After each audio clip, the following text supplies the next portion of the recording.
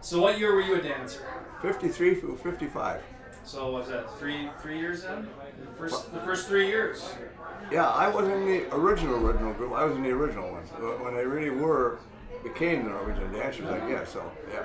So what's your favorite memory of being a dancer? Well, I danced all those years with my future wife. And that's, we've been married now 55 years, so it's been a while. Where was your biggest performance? I would have to say it was when we went to Milwaukee. That's about as far away from home as we got. And it was they have a Norwegian festival down there every year. And they have ethnic foods and whatnot. Well, it's not only Norwegians, a lot of different ethnic groups.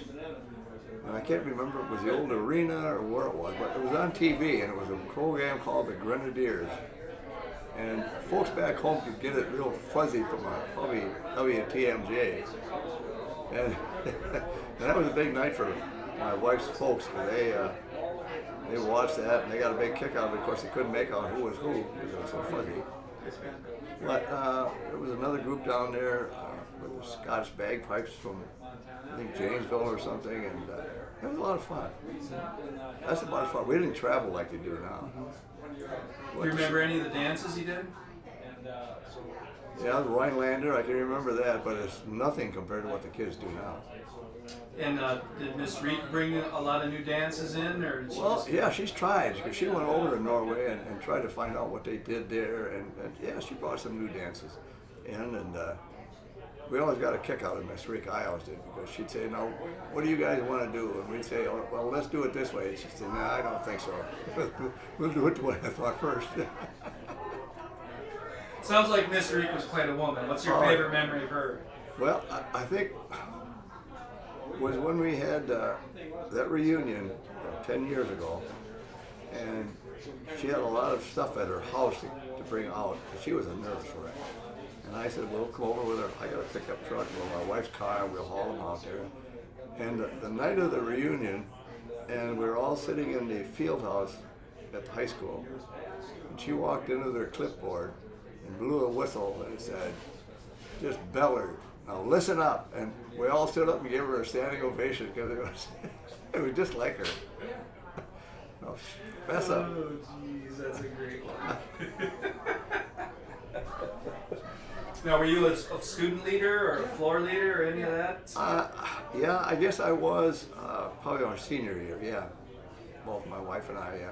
No, and did you have to do anything special for that? I keep hearing about it, but I'm not quite sure what it is. No, it's just like you were always the, I don't know, first ones in on the dance or something. It was really nothing special.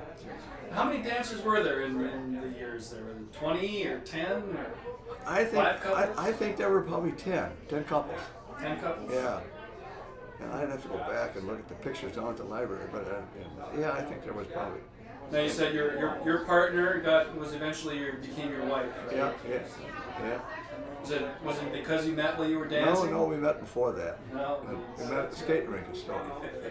And I started dating her, I guess, when I was a sophomore. She was a freshman, so it's been a long time. I'm 76 now. So what did the boys wear for a bunad or a costume? Was there anything special? Or? If I remember right, she told us to try to wear black slacks and a white shirt, and then we had a red vest. That's all we had then. And like my wife's bunad, her mother made from Hardanger, and so she had that. And the girls had bunads, but us boys, we just tried to dress alike, and that was it. Wow, that's wonderful. Yeah. Anything else? Anything else pop to mind? No. Sounds like some pretty good years. Oh, we had a lot of fun. Yeah. Your accordion player. You remember the accordion player? Nancy Hole, I think, was one of the accordion players we had.